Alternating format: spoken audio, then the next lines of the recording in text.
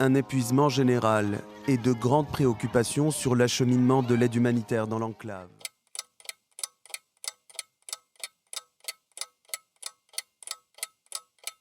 Lundi 23 juin.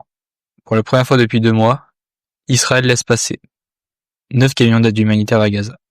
9. Pendant ce temps, des familles entières fouillent les ruines pour un peu de pain. Des enfants meurent de faim, des adultes aussi, des vieillards surtout. Ces images, on les voit, elles choquent, et ce qu'on ne voit pas, c'est tout ce que ça dit sur le monde dans lequel on vit. L'aide est bloquée, la faim, utilisée comme une arme. Et ce n'est pas un cas isolé. En 2023, 135 millions de personnes ont souffert de la faim à cause de conflits. On parle de puits empoisonnés, de champs brûlés, de famines provoquées pas suivies. L'être humain sait nourrir, mais il sait aussi affamer. Et le pire, c'est que la guerre c'est qu'une partie du problème. En 2023, près de 750 millions de personnes dans le monde souffraient de la faim. Ça dépasse l'entendement. Alors oui, conflit, pauvreté, climat, inégalité, tout ça joue. Mais on est en 2025. Pourquoi est-ce que ça existe encore? Pourquoi autant de monde a faim? Et surtout, qu'est-ce qu'on peut faire, nous?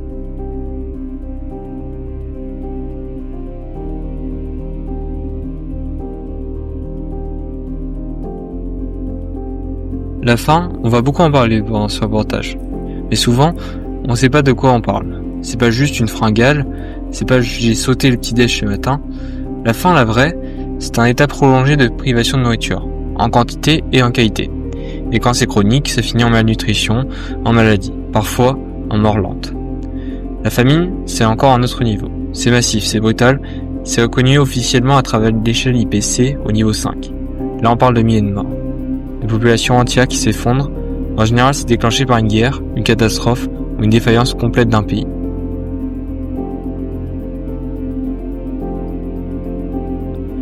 La faim, ça ne date pas d'hier. Dans l'histoire, la famine a été partout. Rome, la Chine impériale, les grandes guerres du XXe siècle, parfois déclenchées par la nature, souvent causées ou aggravées par l'homme.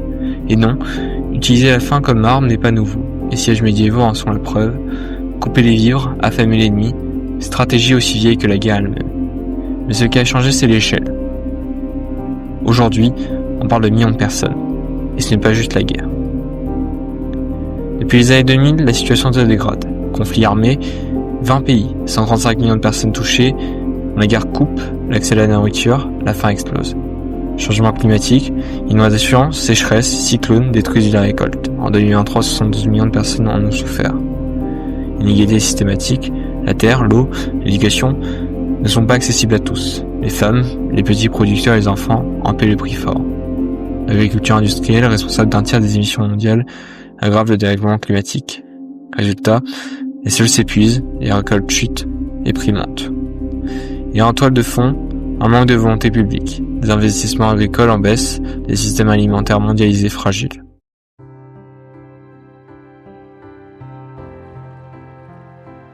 Les solutions, il en existe. Il suffit d'ouvrir les yeux et d'avoir le courage de changer.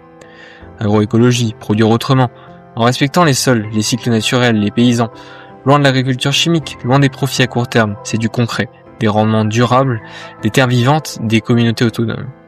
Circuit court, consommer local, soutenir les petits producteurs, réduire la dépendance aux grandes chaînes de distribution mondialisées.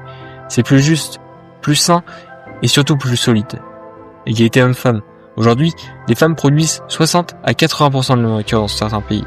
Mais elles ont moins de terres, moins de droits, moins de moyens. Si elles accédaient aux mêmes ressources que les hommes, 150 millions de personnes en moins souffriraient de la faim. C'est pas un détail, c'est un levier.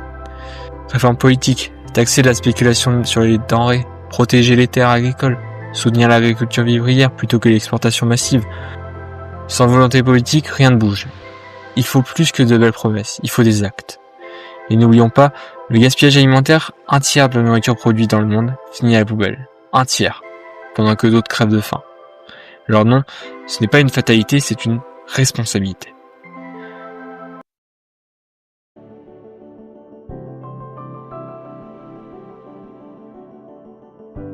Et nous les scouts, on n'est pas là pour rester les bras croisés. On a fait une promesse, faire de notre mieux pour servir Dieu, l'Église et notre prochain. Ce n'est pas juste des mots, c'est un cap. Comme le disait Saint Jean-Paul II, le drame de la faim est un scandale qui offense la dignité humaine. Et le pape François enfonce le clou, la faim n'est pas inévitable, c'est le résultat du comportement égoïste. Alors qu'est-ce qu'on fait, nous? On s'informe, on ouvre les yeux, on cherche la vérité derrière les chiffres, on agit à notre échelle, collecte, sensibilisation, potager partagé, réduction du gaspillage, choix responsable, on témoigne, on refuse l'indifférence. Comme le disait l'abbé Pierre, la misère est moins pénible au soleil, peut-être, mais elle est surtout insupportable quand on détourne le regard. Faisons entendre nos clameurs. Le credo de ces clameurs, c'est de dire qu'ensemble, nous décidons que c'est possible. Et surtout, on prie, parce que la faim est un combat matériel, mais aussi spirituel. Donne-nous aujourd'hui notre pain de ce jour. Ce n'est pas une formule, c'est une demande pour tous. Chaque jour, 25 000 personnes meurent de faim, et pourtant la planète produit assez pour nourrir tout le monde. Le problème, ce n'est pas la production, c'est l'accès, la répartition, le système. On ne résoudra pas tout seul la faim dans le monde. On peut choisir ce qu'on soutient, ce qu'on consomme, ce qu'on exige de nos dirigeants. Parce que la faim aujourd'hui, ce n'est pas une question de ressources, c'est une question de choix.